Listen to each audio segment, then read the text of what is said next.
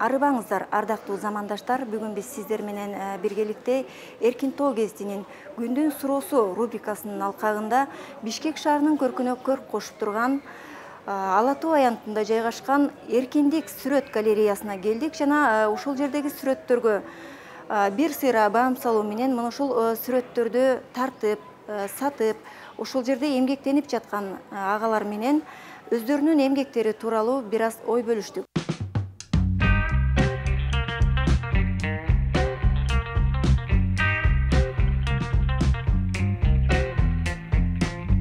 Мен өзім жөнінде айтсам анда, мен өзім үйреншік болып үш жерде 22 жылдан ашық уақыт іштеп қалдық. Барлық художниктердің тартқан сүреттерінің барын бағамдап отырып, өзіміздің стильге, әрбір художниктің өзінің стилі болушы керек. Стилі болмайынша анда Эркиндик галереясы дүйнөгө таанымал болды. Доронбек Садырбаев деген ағайымыз бар эле.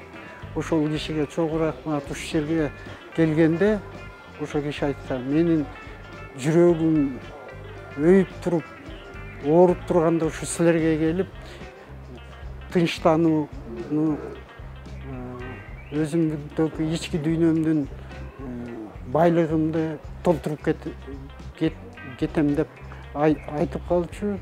Акча жагынан келгенде ары кандай биз дагы элдин шартына карап калдык да.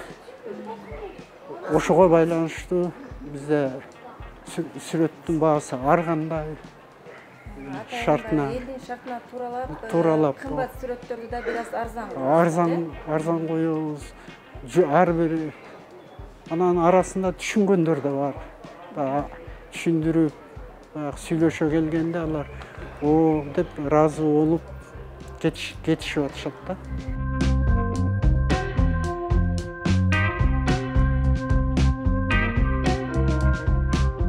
Бул абстрактуу сүрөт жөнүндө бир аз маалымат берсем, художниктердин өзүнүн ойлогон идеясы реалдуу академиялык ыкма менен тартканга батпай, ойду абстрагировать этиш керек болгондо, ошондо анан абстрактуу иштер пайда болот да.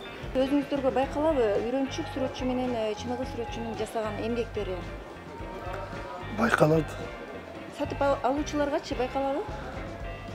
Билими бар болсо, бул жакта анда байкалат. Мисалы үчүн классикалык музыкада Шопен, Бетховен, Моцарттардын жараткан музыкасы менен кухнядагы ырдап жүргөн музыкант.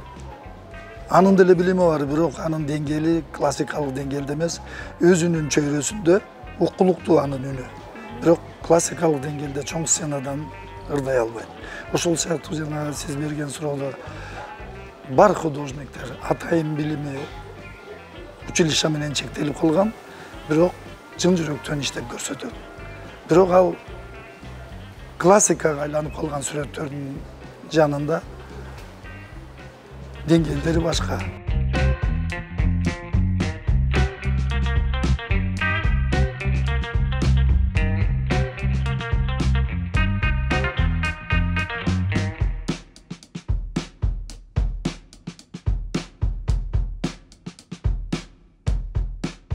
Эң портретте эң капкара жеричи көздүн кареги да.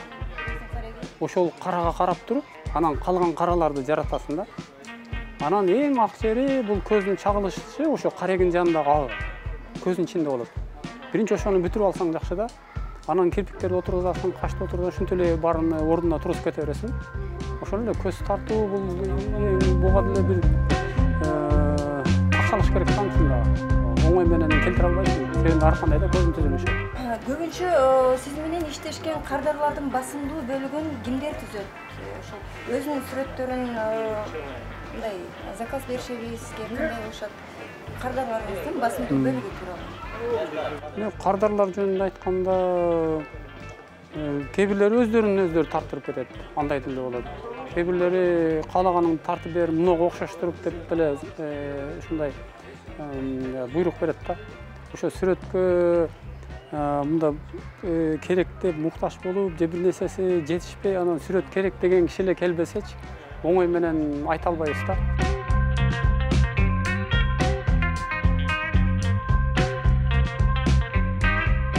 Но абстракция деген сөздүн өзү эле мындай кыргызчага которгондо түшүнүксүз деген сөз да. Мындай түшүнсө түшүнөт, түшүнбөсө жок деп эле өзүнүн ишин кыла берет. Бирок ошол абстракция деген иштин ичинде делечи боектордун ойношу болот да. Бири-бирине боектор дал келип, бири-бирине колдоп тура тургандай кылып тартылат. Аны киши көргөндө ошол абстракциянын ичине кирип чыга турган болуш керек да. Анан кээ бирлери бир нерселерди чачып эле койгон сыяктуу боло берет. Бирок чындап алыстан караса бир ойду чагылдырат да. Кээ бирлер бар момундай эле бир жаныбарларды тартып туруп, анан ар жагында өзүнүн оюн тарткан, анан биринчи тартылган биринчи, анан экинчи план деп эсептелет да. Ошо биринчи, экинчи планында абстракцияда эки эле план болот, же бир эле план болот да. Бир планда өзүнүн эмесини баягы бери турган жагында өзүнө керектүү нерсени тартат. Нар жагына болсо ошонго дагы ойлонгон нерсесин да кошуп салат да. Эми баягы өзүнүн боекторду жактырган, боектордун палитра деп коет, жана боекторду аралашкан деңгээлине жараша, анан билимине жараша сүрөт чыгарып коет да. Ошол абстракция болуп калат.